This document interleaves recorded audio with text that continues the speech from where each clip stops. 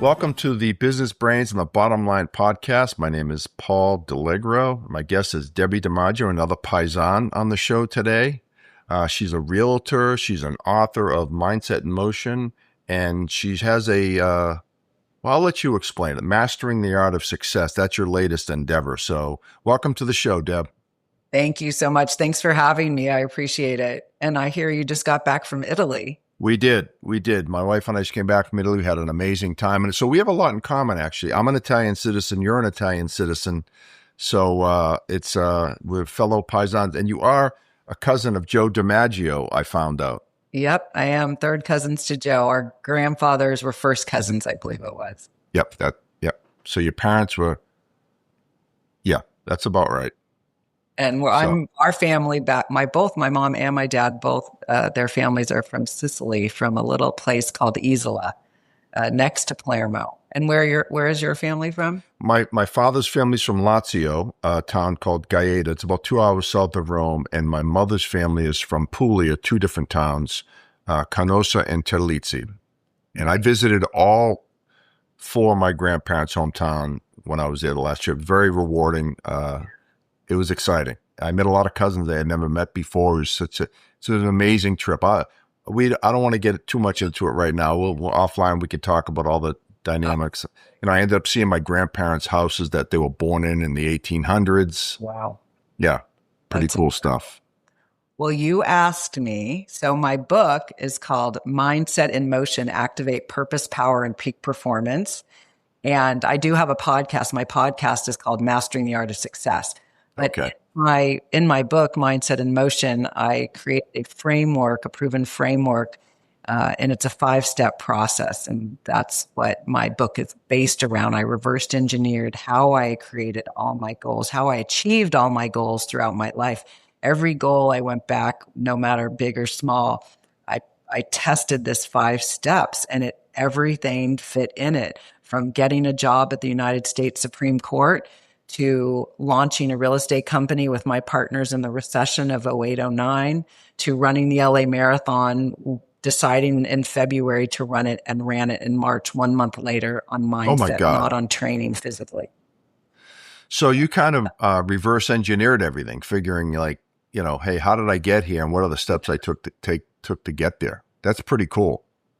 So what was the genesis of coming up with this kind of system and course and authoring and all that? What possessed you to do that? Because that's a big one, I think.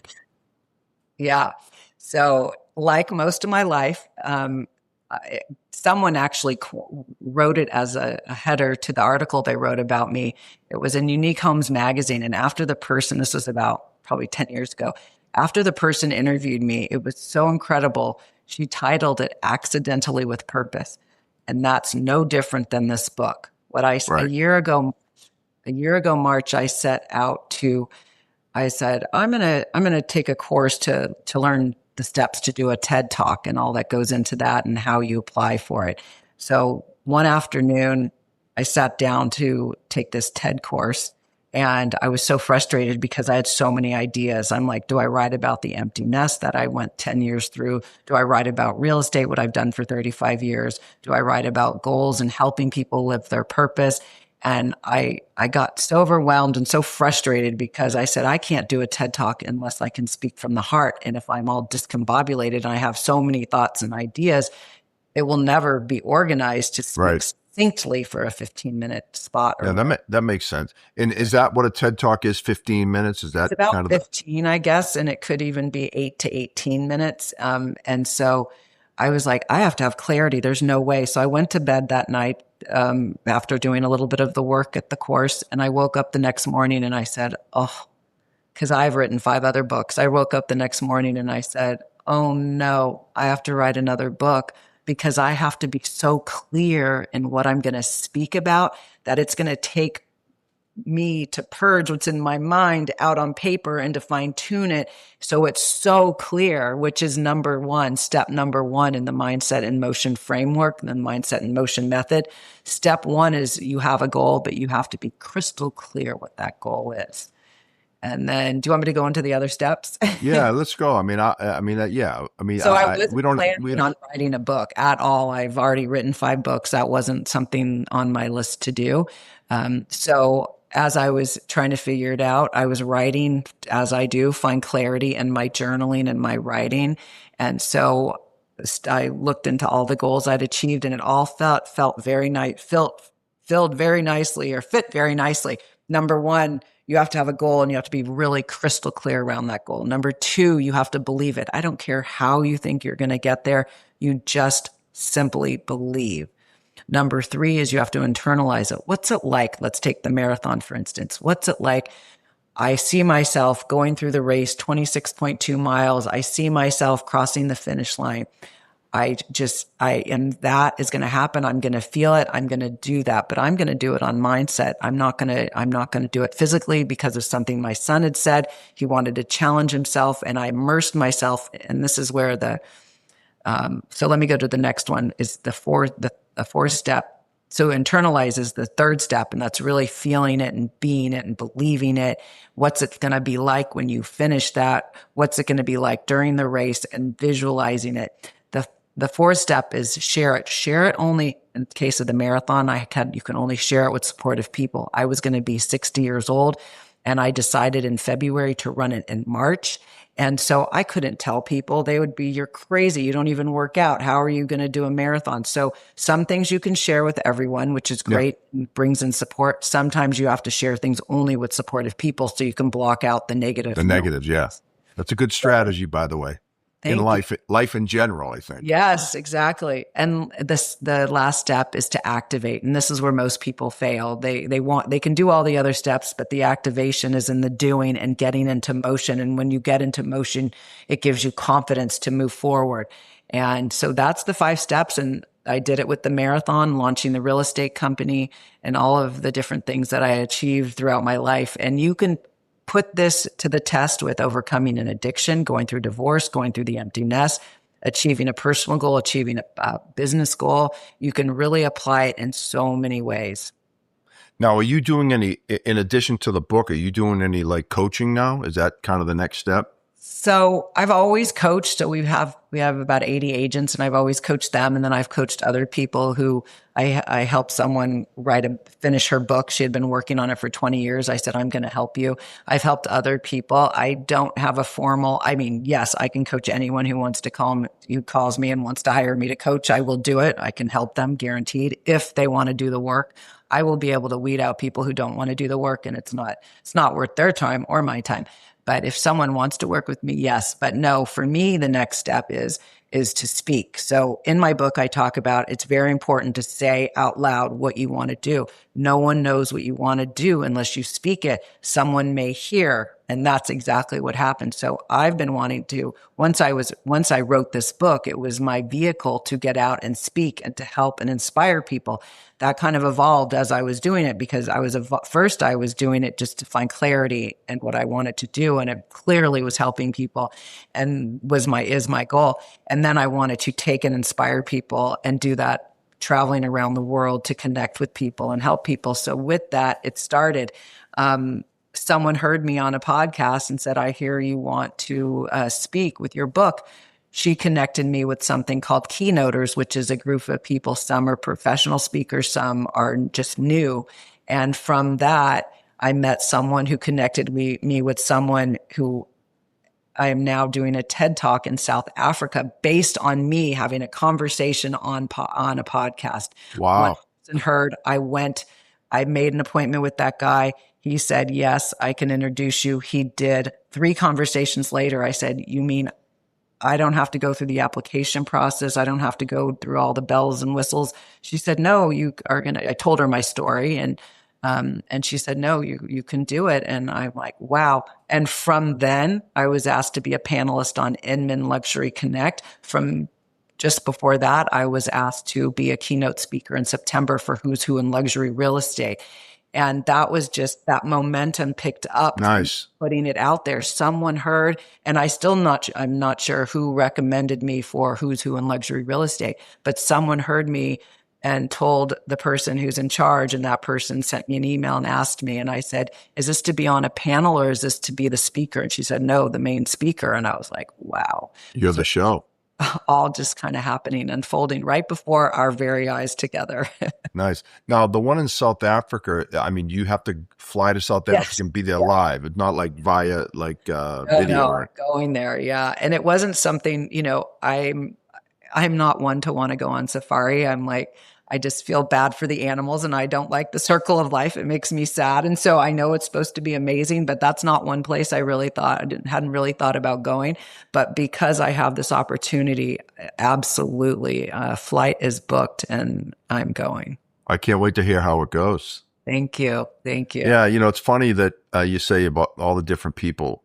You know, I've been doing this for about 5 years, and I've met people from all over the world. I have Right. followers, from all over the place. It's just amazing to me, and I've met some wonderful people. Like, for instance, you and I would never cross paths unless it was for this podcast. And Exactly. we'll be friends after this, right? You Right. never know. You never know when our paths will We'll be in cross. Italy together, sipping rosé. There you go. So I will say this. So I don't drink anymore, Me neither.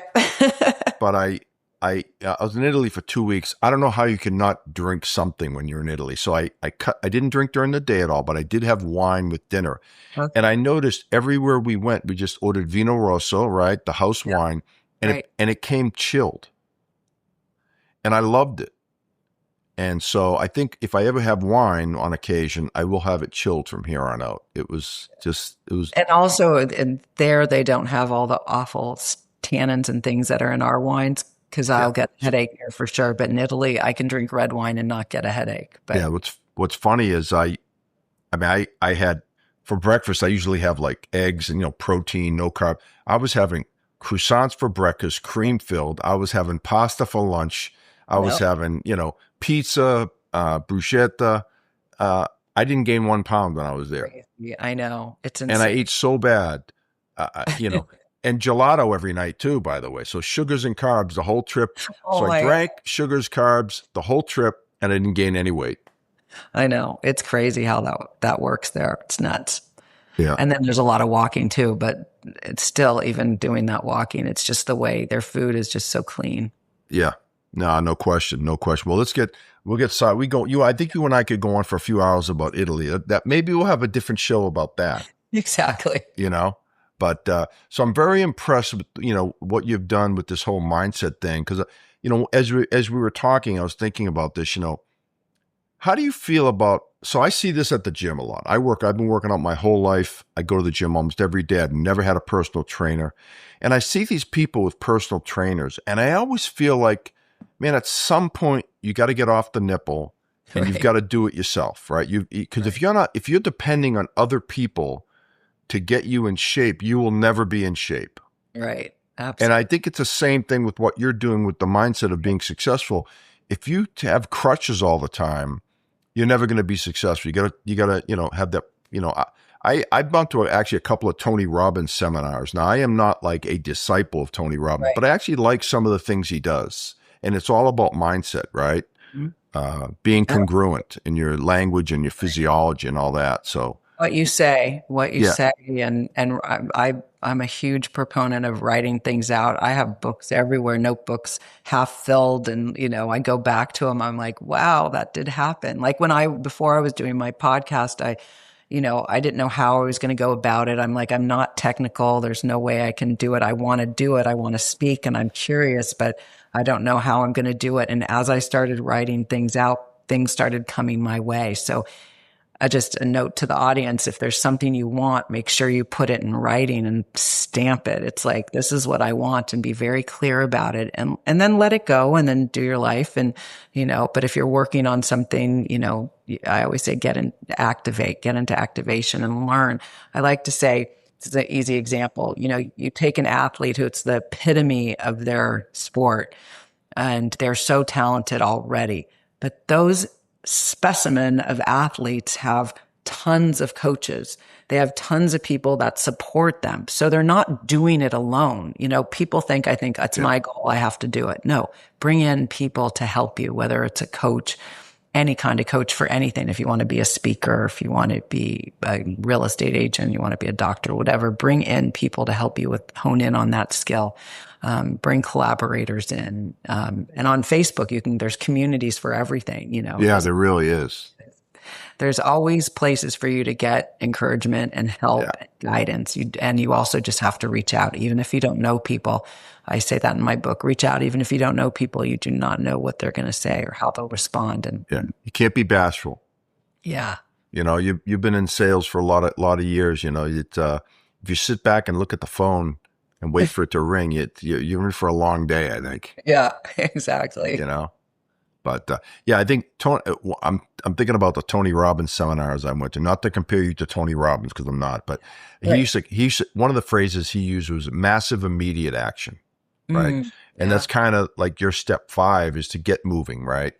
Even if you fail at something, just continue to move, because inactivity, you'll never be successful. Right, exactly. Just my first book I wrote, it was that came out of the empty nest. My daughter went to college, and when I would sign that book, it was for me to believe, and I would sign believe that you can get through whatever it is. And now in this book, I sign all the time, activate, or you'll stagnate. Yeah. Now you must have like a gajillion success stories of people you've helped, or you know, whether it be in a small way and a big way, I would assume. Anything you can share, any stories you can share with us? Well, I'm always mentoring young people. One time I said, if I'm going to mentor one person for the summer, I might as well mentor 4 at the same time. It's the same amount of energy. It's, you know, they're still getting the energy out there, getting all the information. But I've always loved that.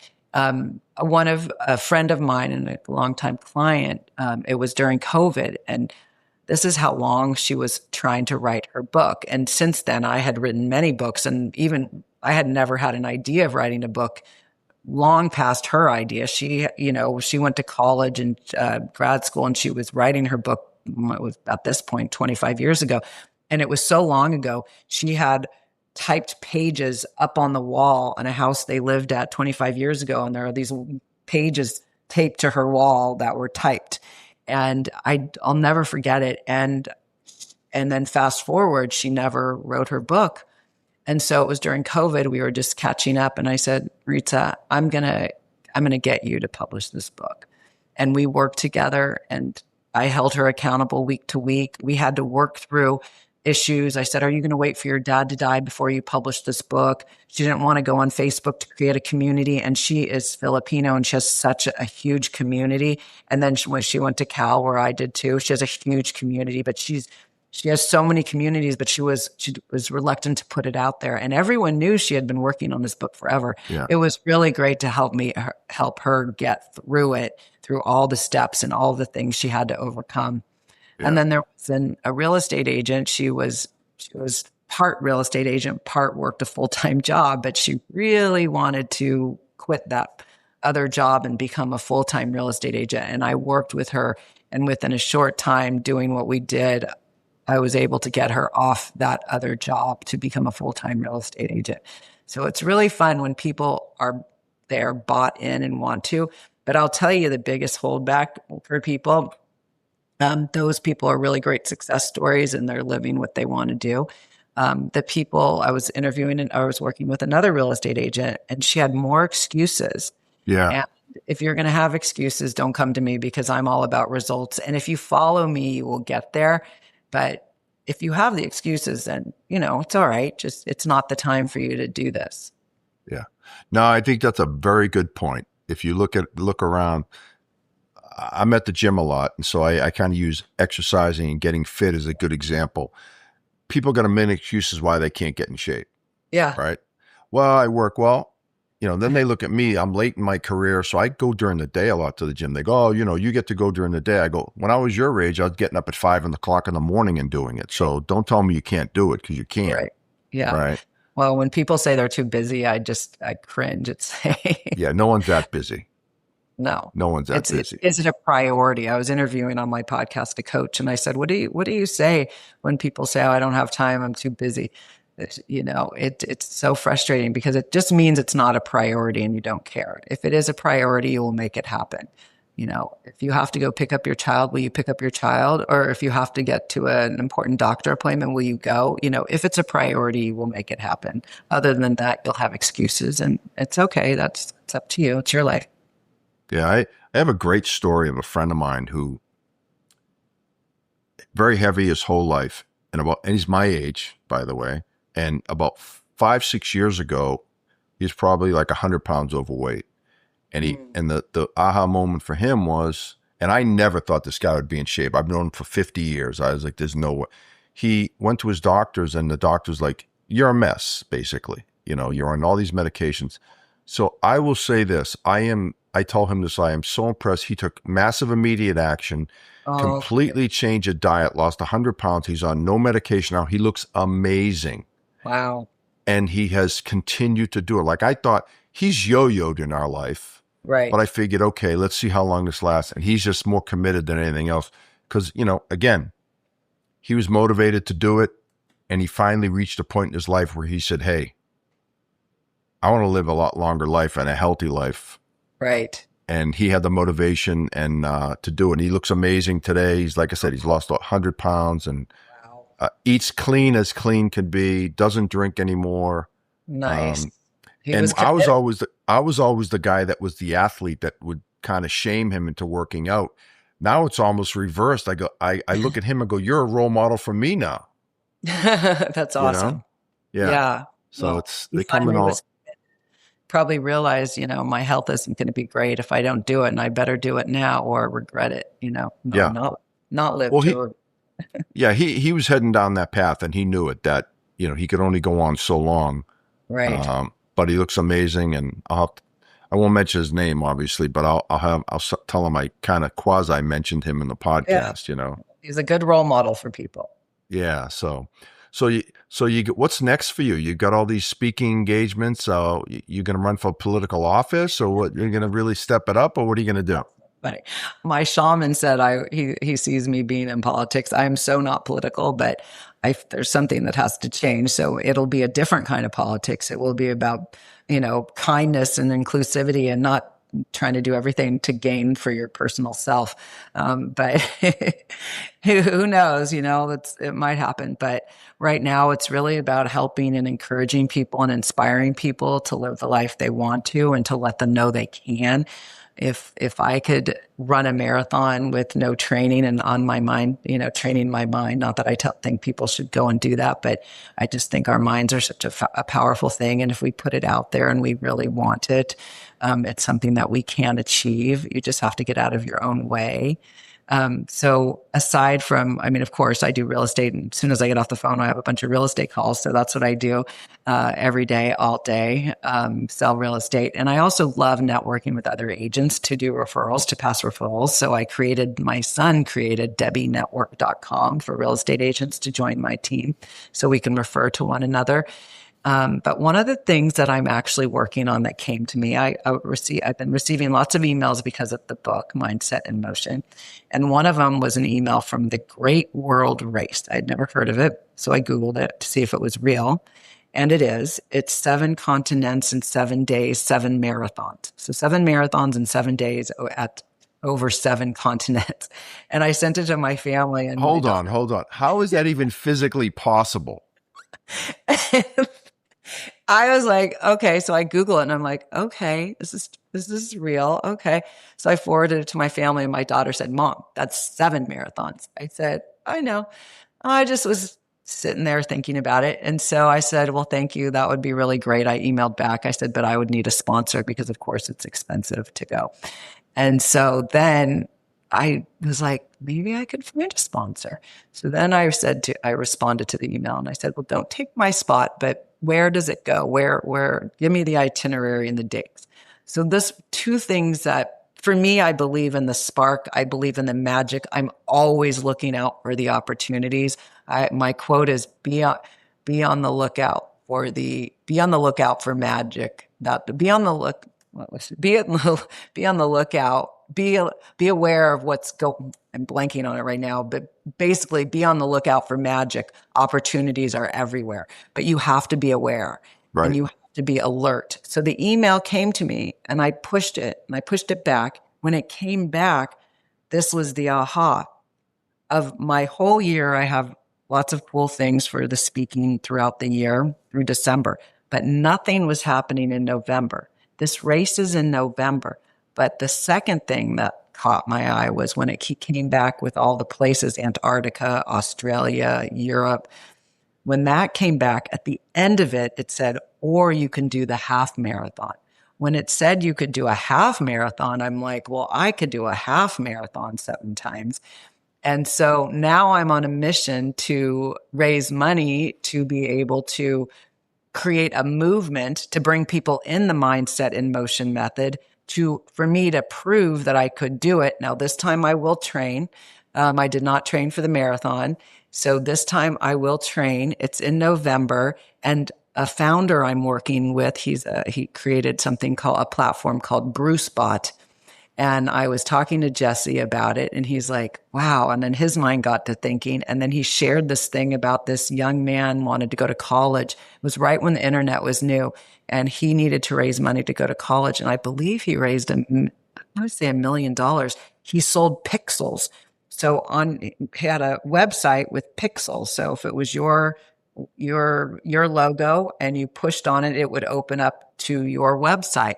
And so he sold pixels, and it's cool art with all these pixels, and each one you click on opens up to the person's website who purchased it. So Jesse's an engineer, and he said, I'm going to dedicate one engineer to creating this for you. And so last night I said, should I start training? Are you really going to do this? And I'm like, okay, I'll start training. So he said $20 a pixel, and if people want to buy more, they can buy more. And then it will be following my journey to do this and around the world. So let me ask a question. Okay. The logistics of this, that's the thing I'm like, I think the training part you could probably do, right? How do you get to 7 countries in 7 days? Right. How is that even physically possible? So the first is you fly to South Africa. That's happened. Can you imagine, twice in 1 year? I've never been, and now I'm going to go twice in a year. You fly to South Africa. That's where it starts. You're there for a couple of days. And then from there, there's a private plane. So you get yourself to South Africa. Then you have to pay for the whole trip. But then from South Africa to Antarctic, there is a private plane that they take you on. And then that's how you get to Australia. And that's how you get to all the different places. It's called the Great World Race. And it's by private plane. Once you start in South Africa, then you go south. Everyone from around the world, whoever's doing it, starts there, and then they take you to the other places, and then eventually you end up in Miami, and then you get yourself back from Miami on your own charter. I mean, you rent a plane or book a ticket to get back, but you just get yourself to South Africa. They do all of that, and then they get you to Miami, and then you get home. Wow, it's crazy, but it's. Because my book is called Mindset in Motion, Activate Purpose, Power, and Peak Performance, I really want to show people that it's possible. Anything's possible. And it's crazy, but it's possible. And because I could do a half marathon, and because it's in November, I feel like there's signs pointing that this has to happen on so many levels. Yeah. I mean, I'll be following you, by the way, on this one, because that looks, I don't run anymore. I used to when I was younger, but I don't run anymore. But I could drive in a car for 12 miles.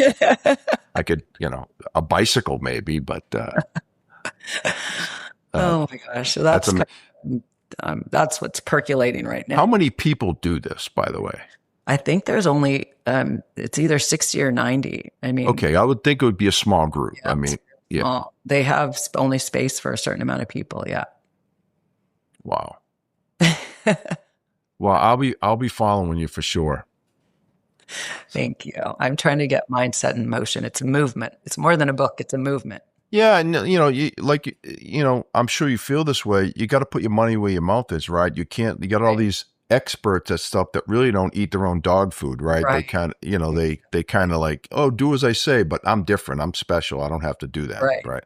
Exactly. You're living it. I am. And that's the only way I could do it because I can only speak from the heart. And that's when I was the first time last year when I was thinking of doing the TED Talk, I'm like, I can't do it until I can speak from here. I can't memorize. I'm always in awe about how actors memorize and then they get into it as well. It's like, not only do you have to memorize, then you have to be that person. It seems so mind boggling. So for me, I have to speak from the heart. Then anything can come out. Yeah, no, my mother always said that speaking the truth is always easier to remember than a lie. Right. That's true. If you speak the truth all the time, you never have to second guess yourself, right? Exactly. And that's when I started second guessing about the TED Talk. I'm like, wow, I'm just coming out the gate with a TED Talk. And then I said that to the gal I was talking to her, and she said, no, it's your story. No one can take your story from you. It's your story. You can't mess up your story. And I'm like, okay. Yeah, just the facts. Yeah, exactly. It's my journey. Well, before we close up here, what advice would you give to people like that are just kind of looking at this going, man, whatever goal they want to achieve, let's not even say one, whether it's quit smoking, something simple, just a bunch of different things. What would be the first piece of advice you would give them besides buying your book, by the way? Oh, yeah, exactly. When I'm always talking to my 25-year-old self when you're young and you're trying to figure out what you want to do, I would say be patient with yourself. Stay with it, whatever it is, especially like in real estate, for an example, or any job, right? It's like you have to give it time. You have to stay with it. It will take time. It will be difficult, but if you really want to do it, just hang in there and be patient with yourself. Don't give up too soon. A lot of people, and that's the same with goal setting, right? People give up when they're so close to their goal and they give up and, they throw in the towel. Keep going. Don't quit. Keep going. And what I did in my book was I noticed when I was running the marathon, at first I was at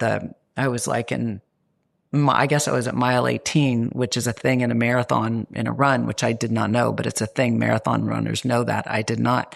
But your mind starts second guessing. Why am I doing this? This is crazy. The other part of me, the me part of me is whatever you start, you complete, Debbie. You're not stopping. And my mind was in a ping pong match. And then I reframed it. So reframe is a good way to think, or to my advice is to reframe. And so what I did was I said, you are lucky, Debbie. You are lucky to be running. Some people can't run. You are lucky. You are fortunate. So I turned it into gratitude and I just continued on. My brain stopped arguing with each other. My Italian mind stopped bickering, and I reframed it. And it was not motivational. It was instructional. I told myself what I was going to do, and I was grateful for having strong legs and a strong will. And I just kept going, and I just snapped out of it. Very good. Well, on that note, if anyone where do they get your book, by the way? And how do they get in contact with you? Yes. So they can always call me 510, text is fastest, 510-414-6777. You can also go to DebbieDiMaggio.com. That has everything. DEBBI, no E in Debbie, because I changed it in kindergarten. So DEBBIDIMAGGIO.com. And you can buy my book on Amazon at mindsetinmotionmethod.com. Mindsetinmotionmethod.com. All right. Well, good luck on your TED Talk in South Africa and the 7 marathon. So you can do the half marathons or the marathons? I do the half marathons, yeah, yes. I think that's probably a good choice. Yeah. Well, Deb, it was great meeting you. Thank you. Looking forward to following you in all your endeavors, and you're really motivating. So I enjoyed this. This was a lot of fun. Thank you. We'll keep in touch. This was wonderful. Thanks for having me. Oh, you're quite welcome. So that's a wrap for another edition of the Business Brains and the Bottom Line podcast. This is Paul D'Allegro signing off. Until next time.